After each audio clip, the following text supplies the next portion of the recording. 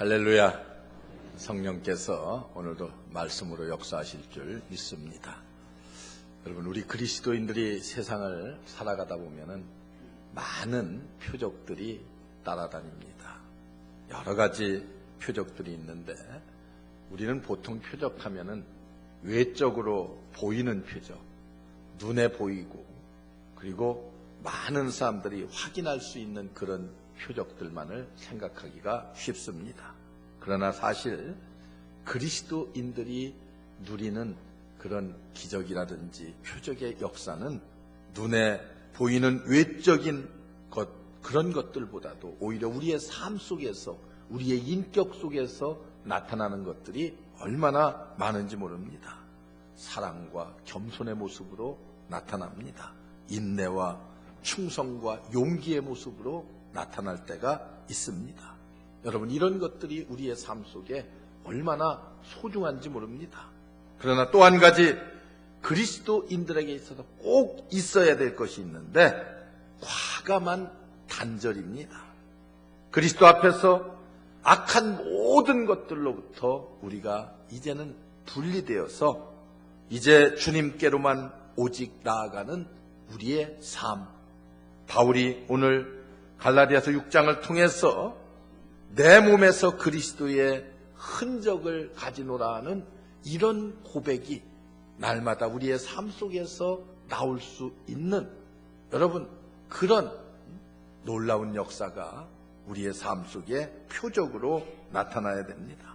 그래서 이제는 옛 것들은 다 벗어버리고 주 안에서 새로운 삶의 출발을 살아가는, 여러분, 그래서 사도 바울이 고린도후서 5장에서 말한 것처럼 주 안에서 이제 모든 지나간 것들은 다 가버리고 새로운 삶이 시작되었다고, 새 역사가 시작되었다고 고백하는 것과 같습니다.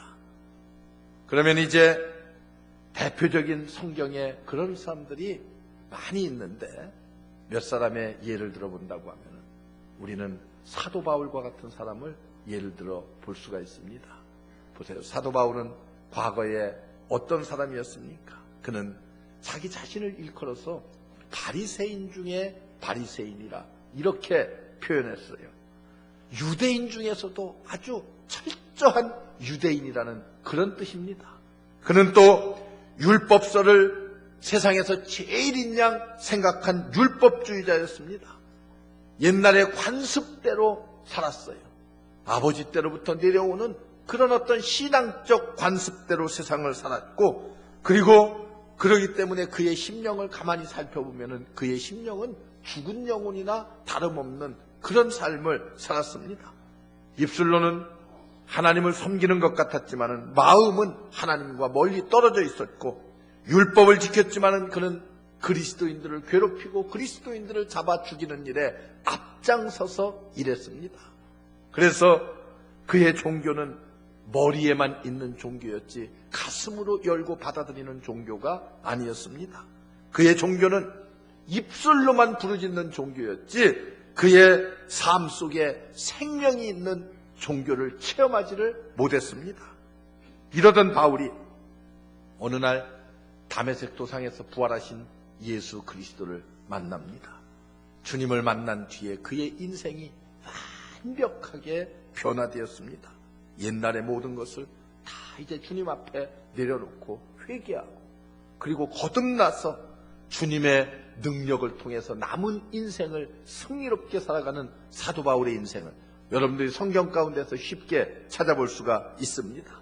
그래서 그는 과거에 그가 자랑하고 과거에 그가 많은 사람들 앞에서 내 자랑할 것이 이렇게 많다고 얘기하던 모든 것들을 그는 분토와 같이 버렸노라고 그렇게 말합니다. 그리고 모든 것들을 이제는 배설물로 여기노라고 그렇게 고백해요.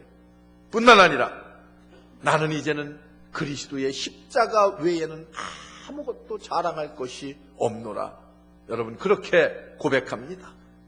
다른 종류의 사람들과 사귀기 시작하고 옛날 것을 다 저버리고 이제는 그의 발걸음이 다른 장소로 옮겨가고 세상으로부터 끊어져서 그리스도의 복음 들고 평생을 헌신하면서 복음 증거를 위해서 살아갔던 사람, 그가 바로 바울입니다. 옛날의 친구들을 사랑했습니다만 그들의 영혼을 사랑하고 그들을 어떻게 구원할 것인가 하는 구원의 열정으로 가득 차서 세상을 살았던 사람, 여러분, 그가 바로 바울입니다. 세상의 모든 과거의 생활 방식에서는 완전히 끊어졌어요. 새로운 삶을, 새로운 인생을 전개해가며 살았던 사람이 바울입니다. 여러분, 성경에 또 탕자의 모습을 누가복음 15장을 통해서 우리는 찾아볼 수가 있어요. 탕자가 어땠습니까?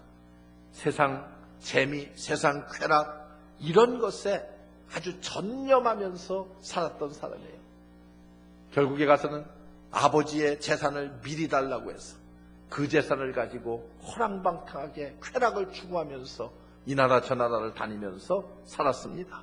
그러던 그가 어느 날 가진 것 다 잊어버리고 난 다음에 온전한 정신으로 다시 돌아왔어요. 그리고 이제는 이 사악한 생활을 정리하고 내가 아버지의 품으로 돌아가야 되겠다고 결단합니다. 그리고 나서 아버지의 집으로 돌아왔어요. 아버지의 집에 돌아왔더니 뭐가 달라졌어요? 음식도 다르고 사귀는 사람들도 다르고 거하는 집도 다르고 모든 것이 다 변화되었어요. 먼 죄악의 나라로부터 그런 모든 것들을 다 청산하고 돌아왔더니 그의 삶의 모든 것들이 완벽하게 변화되었습니다. 여러분, 우리는 이런 인생을 살아야 됩니다. 삭개오를 보세요. 과거에 제약된 삶에서 예수 그리스도를 모시고 회개하고 그의 과거의 삶을 정리하고 났더니 하나님께서 주시는 그에게 구원의 은혜는 말로 할 수 없는 감격적인 삶이었습니다. 여러분, 다윗이 그랬고요. 야곱이 그랬습니다. 하나님을 만나고 마음을 열어서 예수 그리스도를 영접하니까 삶이 완벽하게 변화되었던 이런 아름다운 역사들을 여러분, 성경에 나오는 위대한 인물 가운데서 찾아볼 수가 있습니다. 우리 예수님, 역사상 가장 세상과 단절된 모습을 우리들에게 보여주고 있습니다. 그래서 선한 사람, 가장 대표적인 인물, 그를 찾는다고 하면 우리는 예수 그리스도를 찾아볼 수 있습니다.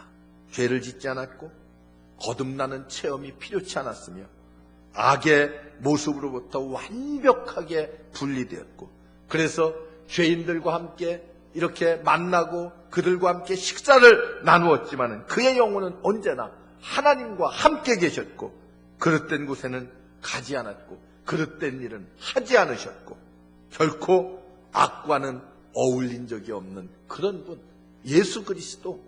여러분, 우리는 이 예수 그리스도를 우리의 삶의 모델로 삼고 닮아가야만 됩니다. 우리의 몸은 예수님과 같은 그런 죄악된 모든 것들로부터 단절되어서 하나님이 원하시는, 하나님이 기뻐하시는 그런 아름다운 인생을 우리가 이 땅에서 살아가야만 합니다. 여러분, 그러면 우리가 무엇으로부터 단절되어야만 하는 것인가? 죄악된 벗들로부터 우리가 단절되어야 합니다. 많은 사람들이 훌륭하게 하나님의 전에 나와서 예수 그리스도 영접하고 이제 하나님의 자녀가 되었다고 고백하고 새 삶으로 출발을 합니다. 그렇지만 오래가지 않아서 세상의 죄악된 벗들에게로 다시 돌아가고 그리고 죄악에 물들고 죄악 가운데서 유리하여 방탕하는 그런 모습들을 우리가 흔히 볼 수가 있습니다. 여러분, 왜 그렇습니까? 우리가 예수 그리스도를 모시고 영접했고 내가 구원받았다고 하면은 이제는 세상의 벗들로부터 구별되어야 되는데 아직도 내 발걸음은 세상에 제약된 친구들과 함께 어울려 있고 내 마음은 하나님의 전에 와 있다고 하면은 우리는 변한 것이 아무것도 없습니다. 여러분, 우리는 다만 그 사람들을 위해서 그 사람들의 영혼을 안타깝게 생각하면서 그들을 영혼 사랑으로 이끄는 것, 그래서 구원의 길로 이끄는 것, 이것이 우리가 해야 될 일입니다. 그러나 다시 우리가 죄악의 발걸음으로 되돌아가서는 안 됩니다. 여러분, 믿지 않는 친구들과 불의의 멍에를 함께 메어서는 안 된다고 성경은 우리에게 그렇게 가르쳐주고 있습니다. 적당한 타협을 해서는 안 된다는 거예요. 죄악과 적당히 타협해가면서 사는 삶에서 우리가 벗어나야만 합니다. 여러분, 전날에 사귀던 친구들 중에 우리가 예수 믿고 구원받았다고 하면 많은 부분을 포기해야만 됩니다. 옛날에 어울려 다니던 죄를 함께 짓던 모든 친구들과 옛날과 똑같이 지내면서 내 삶은 하나님의 사람으로 구별돼서 거룩한 삶을 살겠다고 하는 그런 어리석음에서 우리가 벗어나야 됩니다. 여러분, 우리 주님은 그들 대신 예수 그리스도가 우리의 가장 좋은 친구가 되어주시어서 여러분들의 삶을 새롭게 능력 있는 삶으로 인도해 주실 줄로 믿습니다. 우리는 죄악된 직분으로부터도 구별되어야만 합니다. 만일 우리가 우리의 직분이 하나님과 우리의 사이를 가로막는 것이 있다고 하면 우리는 어떻게 해서든지 이것을 해결하지 않으면 안 됩니다. 여러분 어떻습니까? 잘못된 직분, 직책, 그리스도인들은 어떻게? 주님이 기뻐하시는 일들을 해야 됩니다. 과거에 제가 어떤 우리 교회 성도님 중에 하루는 뭘 개업을 한대요. 그리고 나보고 와서 개업 예배를 드려달래요. 그래서 제가 무슨 개업을 하십니까? 그랬더니 거기 대학이 하나 있는데 그 대학교 앞에 요새 대학생들이 아주 술을 잘 먹어서 아주 그냥 하여튼 뭐 이름도 잊어버렸는데 하여튼 뭐 이름도 개상망측이야. 듣기가 거북스러울 그런 술집을 이제 개업을 한다고 그래서 목사님이 오셔서 잘 되게 와서 개업 예배를 좀 드려주세요. 저보고 그렇게 하는 거예요. 이걸 가야 되나 말아야 되나. 안 간다고 하면 또 시험 들 테고. 그래도 가서 뭐라고 해요? 성경을 어디를 읽고 그리고 뭐라고 권면을 하고 어떻게 축복 기도를 해줄 수가 있겠어요? 여러분, 제 친구 신학생 중에 신학교를 같이 졸업한 그런 분 중에 여자분이 한 분 있는데 오빠도 목사고 형부도 목사고 아버지는 장로님이시고 이런 분이 있어요. 미국에 가서 어느 집사님과 결혼을 해서 살고 있어요. 제가 미국에 가서 그 친구를 우연히 찾았어요. 전화번호를 와서 만났어요. 그랬더니 뭘 하고 있는 줄 알아요? 그곳에 가서 리커마켓을 하고 있어요. 쉽게 얘기하면 술 장사요. 술을 마켓에 가득 채워놓고 그렇게 파는 일을 하고 있어요. 제가 깜짝 놀랐어요. 그래 가서 막 제가 야단을 쳤어요. 뭐 학교에 같이 다녔으니까 야단을 쳤어요. 정리해라. 빨리 정리해라. 빠를수록 좋다. 그랬어요. 그랬더니 정말 이 친구가 정리를 했어요. 남편과 더불어서 앉아서 상의를 했어요. 이걸 정리해야 될 텐데 어떡할까? 만일 이걸 정리하면 우리가 할 수 있는 일이 미국에서 뭐가 있을까? 그런 걱정을 했어요. 그런 걱정을 했다는 거예요. 그러면서 남편과 아내가 앉아서 만일 우리가 이것을 일생 동안 장사를 한다고 하면 이것을 통해서 얼마를 벌 것인가? 계산을 해봤더니 100만 불을 벌 것 같은 거예요. 100만 불. 그런데 남편과 아내가 앉아서 그렇게 얘기했다는 거예요. 자기 남편이 만일 당신의 영혼, 내 영혼, 우리 자녀들의 영혼 그것이 100만 불밖에 되지 않을까? 그런 질문을 던졌어요. 100만 불 때문에 내가 천국을 포기하고 지옥을 선택할 것인가? 그런 이야기를 주고 나눴다는 거예요. 그래서 야, 우리가 이래서는 안 되겠다. 한국에서 신학교까지 졸업한 내가 이래서 해야 되겠는가? 그래서 정말 가게를 내놨고 한 달 만에 정리가 잘 됐어요. 그리고 그 다음에는 그가 이런 것들을 다 정리하고 완전한 그로서리 마켓으로 마켓을 바꿨어요. 그래서 이제 자기네 집에서 교회도 개척해서 교회를 아주 리버사이드 성결교회를 아름답게 가꿔 나가는 그런 모습을 보았습니다.